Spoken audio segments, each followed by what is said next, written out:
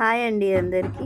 ఇది వాటర్ తాగుతాను కదా, మెంతులు, జీలకర్ర, సోంపు, వామ వాటరు డైలీ మార్నింగ్. వాటిని కాగబెట్టుకున్నాక వేస్ట్ చేయకుండా నైట్ నానబెట్టి మార్నింగ్ కాగబెడితే ఉడకబెట్టినా కూడా ఇవి మనకి మొలకలు వస్తాయి. వీటిని మనం చిన్న చిన్న ఇట్లా మట్టి కుండలలో వేసుకొని పెంచుకుంటే నెక్స్ట్ డే మార్నింగ్ కల్లా మనకు మంచిగా స్ప్రౌటింగ్ వస్తుంది.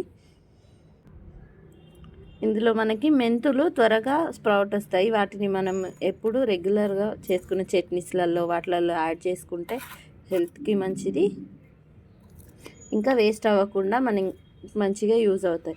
మీకు ఇలా వేసినవి మొలకలు రావడము ఎలా ఉంటుందో చూపిస్తాను మీకు. నేను ఆల్రెడీ వేరే దాంట్లో వేసి పెట్టాను, రెగ్యులర్గా చేస్తాను ఇవే ప్రాసెస్ని. చూడండి, ఇది నేను నైట్ నానబెట్టి మార్నింగ్ ఉడకబెట్టిన వాటికి మాత్రమే ఇలా సీడ్స్ వేస్తే ఇలా వస్తాయి. మనం డైరెక్ట్గా ఉడకబెట్టుకుంటే రావు.